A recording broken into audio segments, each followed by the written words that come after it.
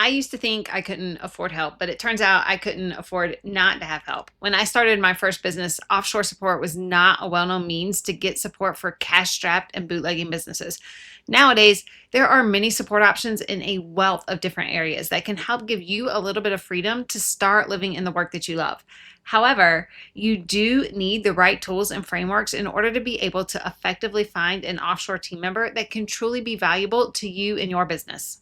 Most entrepreneurs think about hiring help backwards. They look at their bank account and they think, I just do not have an extra $800 this month for a virtual assistant. But that's not really the right focus. The question that you should be asking yourself is, what is your current situation actually costing you? Look, last year I had one of my clients track her time for just 2 weeks. Do you want to hazard a guess on how much time she spent on admin tasks or other things that someone without her particular level of expertise could do? And truthfully, she disliked most of these tasks. She was spending 16 hours per week. That's 64 hours per month and 832 hours per year.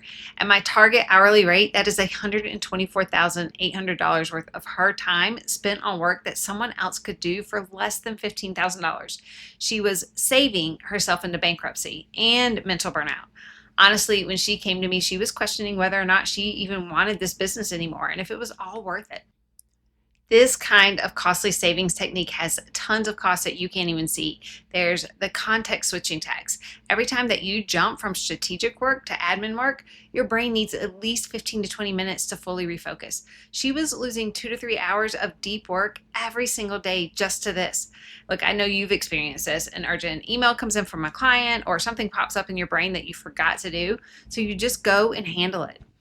And then when you come back to that deep work, you can't remember what you were doing and you have to reset yourself to get started again. Then there's energy drain. You know that feeling at 3 p.m. where you've been busy all day, but you cannot point to anything meaningful that you've actually accomplished. That's death by 1,000 small tasks. You've done a lot of work, but none of it was truly moving the needle on your business. And then there's the opportunity cost. Look, while she was formatting documents and scheduling meetings and sending out invoices, her competitors were building relationships and creating content. They were finding ways to take on more clients that she could commit to handling. And they were creating the white glove experience that allowed them to actually charge a lot more than she could. So the question isn't whether you can afford the help. The real question is, what opportunities are you missing because you're still so stuck in the weeds? Here's the calculation that finally made it click for me. Look, my client's cost is about $150 an hour. The cost for a virtual or an executive assistant, $12 an hour. And the amount of time that she could delegate in tasks that she should not be doing was at least 10 hours per week. So if she could delegate just those 10 hours, she would pay $120 a week. If she kept doing all of those tasks herself, it would actually cost her $1,500 of her own time. So the net gain from delegating, $1,380 per week.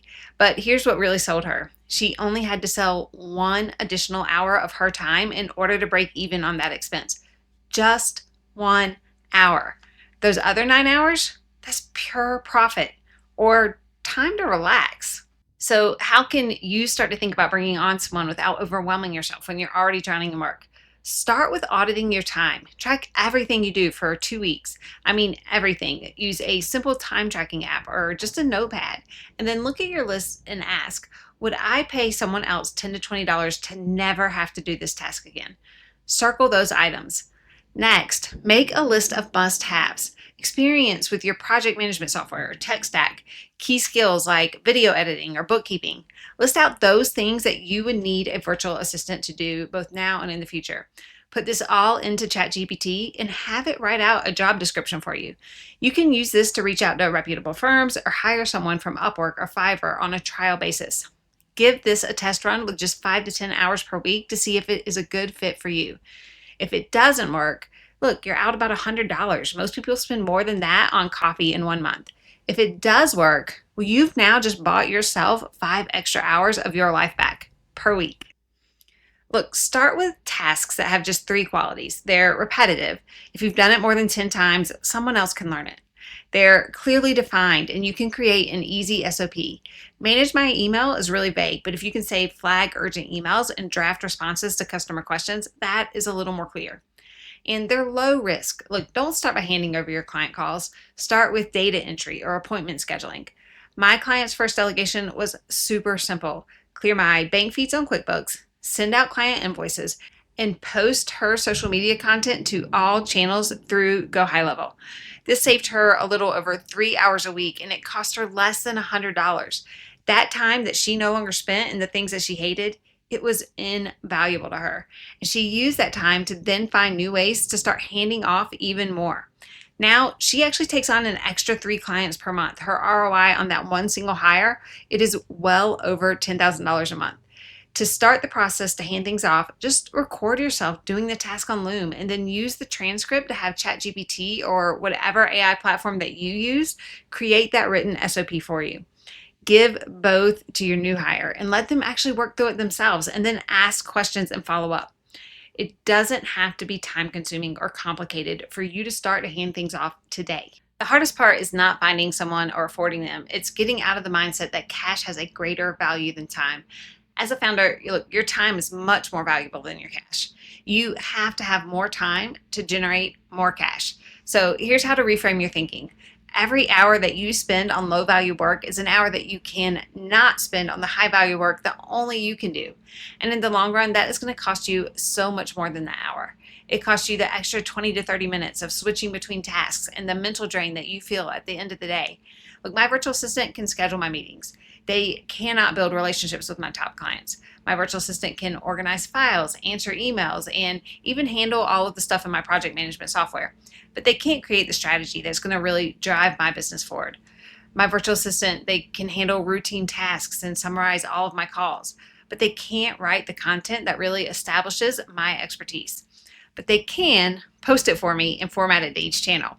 When you start to think about it that way, look, doing everything yourself is kind of selfish. You're depriving your business and even your clients of your highest value contributions. If you take just one thing from this video, let it be this: time is the only resource that you cannot make more of. You can always find more money. You can always learn new skills, but you can't create more hours. The entrepreneurs who scale are not necessarily smarter or more talented than you. They're just really better at protecting their time and focusing it on what matters most. So stop asking, can I afford help? And start asking yourself, can I afford to keep doing everything myself?